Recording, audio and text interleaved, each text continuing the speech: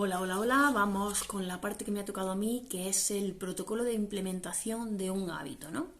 Y en esta parte el señor Riley le explica a sus invitados que cualquier hábito necesita un mínimo de 66 días, según ha comprobado la ciencia, una media de 66 días, no para todas las personas, pero es lo normal, que necesitemos 66 días para cambiar el hábito anterior destructivo por uno bueno que nos sirva para estar mejor, para conseguir algo que queramos, ¿no? Y ese mínimo de 66 días se divide en tres fases, ¿no? Cada una de ellas en fases de 22 días. La primera fase es una primera fase de 22 días y se le llama el periodo inicial de destrucción, ¿no? Primero tenemos que destruir el hábito dañino o malo, entre comillas, que teníamos anteriormente, y eso nos lleva un tiempo de 22 días. En la segunda fase ya es cuando se le llama la fase de implementación, y ahí es cuando comienza de verdad el proceso de implementación, de transformación, ¿no? Y en la tercera fase de otros 22 días la fase de integración, ¿no? Y ya, como he dicho, el proceso completo son 66 días, ¿no? Es importante que hagamos este proceso durante 66 días continuados, ¿no? Y aquí recuerdo lo que nos decía Laín, que cuando fallamos un día hay que empezar a poner el contador de acero y empezar de nuevo, ¿no? Por lo tanto, dice que tenemos que ser fieles a esa promesa de al menos 66 días, pase lo que pase. O sea, necesitamos compromiso absoluto. Dice que lo más duro está al principio, ¿no? Y es esa fase de destrucción. Dice que si no fuera difícil al principio, cualquiera produciría en sí mismo verdaderos cambios, y no todo el mundo lo consigue, muy pocas personas lo consiguen, porque esa primera fase es la más dura, ¿no? El romper con lo que ya traíamos de antes, ¿no? Debemos superar esos hábitos tan arraigados destructivos que tenemos anteriormente, que son dominantes y que están muy establecidos, ¿no? Y es todo un reto, ya nos avisa, ¿no? Va a ser difícil, pero tenemos que continuar a toda costa, porque dice que la persistencia está en el umbral del virtuosismo. Dice que las cosas que son demasiado complejas también son las más valiosas, así que si tenemos en mente esta idea de que todo lo que cuesta es porque vale la pena, será mucho más fácil que sigamos adelante, ¿no?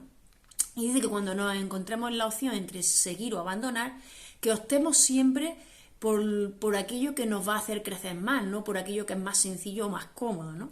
Porque al final el desarrollo está en el crecimiento constante, en eso que nos pone incómodos, que es difícil y que nos va a llevar a esos resultados grandiosos que ya conocemos, que es la manera de desarrollar nuestras capacidades, nuestros talentos, nuestros dones, ¿no? Dice que esa primera fase consiste en destruir las viejas maneras de actuar y reemplazarlas por otras nuevas. Dice que cuando hemos hecho esos 22 días no es que ya tengamos el hábito nuevo en nosotros, sino que hemos destruido tan solo el anterior, ¿no?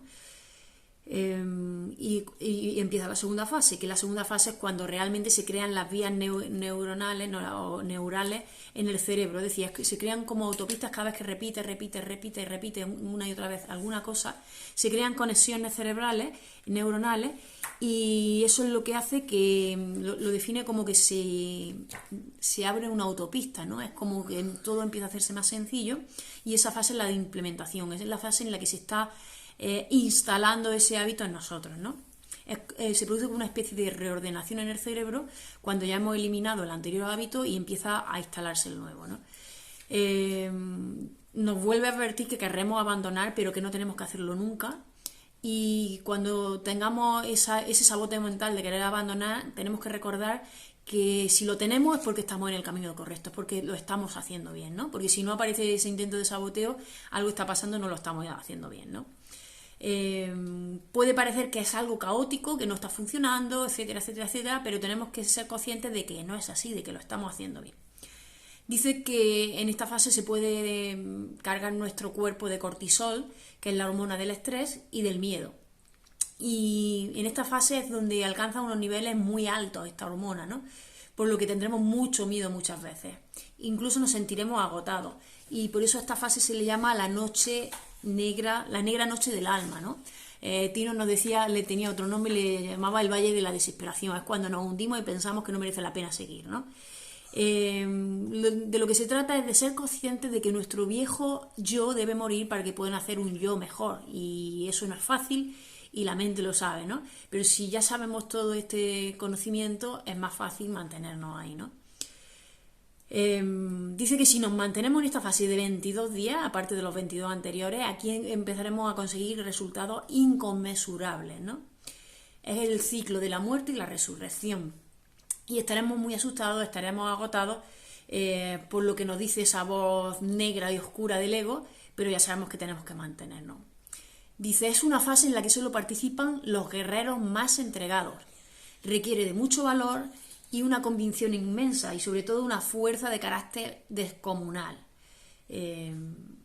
Bueno, si estamos aquí es porque estamos preparados para ello, ¿no? Así que simplemente hay que seguir ahí.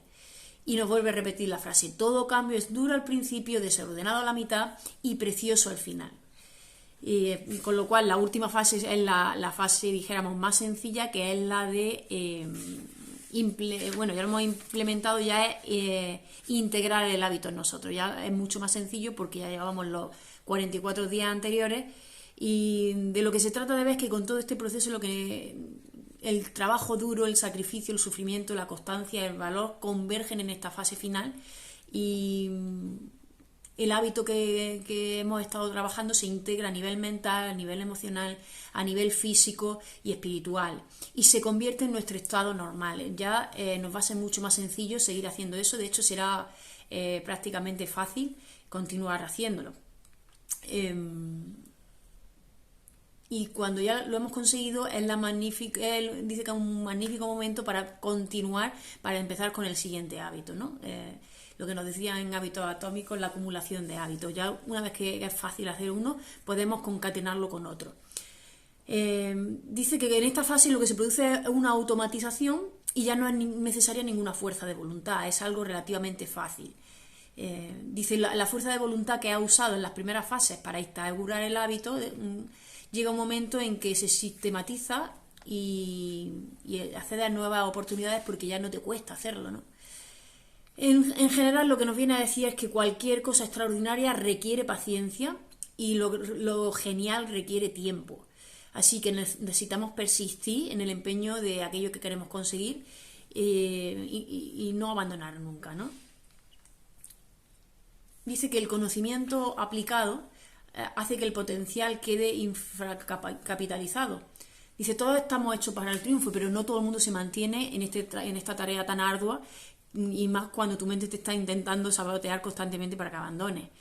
En definitiva, en esta parte la emprendedora se da cuenta de que su vida ha cambiado radicalmente desde que el señor Reilly le está explicando todo esto. Se da cuenta que la vida no es cuestión de cosas materiales, sino que lo más valioso que tiene es la felicidad y su paz mental, ¿no? Y entonces empieza a ver que su vida va a cambiar radicalmente, que se había dedicado mucho tiempo a cosas que no merecían realmente la pena y que la vida es demasiado corta como para perderla tan solo en esas cosas materiales, ¿no? Por lo tanto, se compromete a levantarse todos los días de su vida a las 5 de la mañana, a convertirse en su mejor versión y no solo eso, sino a compartirlo con los demás, enseñarle a los demás esta ciencia de los hábitos, esta ciencia de la transformación interior para llegar a esa excelencia y a ese poder interior que todos llevamos dentro. Y tomando conciencia de que cada ser humano hace lo mejor en el momento en el que se encuentra, con su nivel de conciencia en ese momento, y que quien dañan a otras personas simplemente es porque se detestan a sí mismos y no saben cómo hacerlo mejor.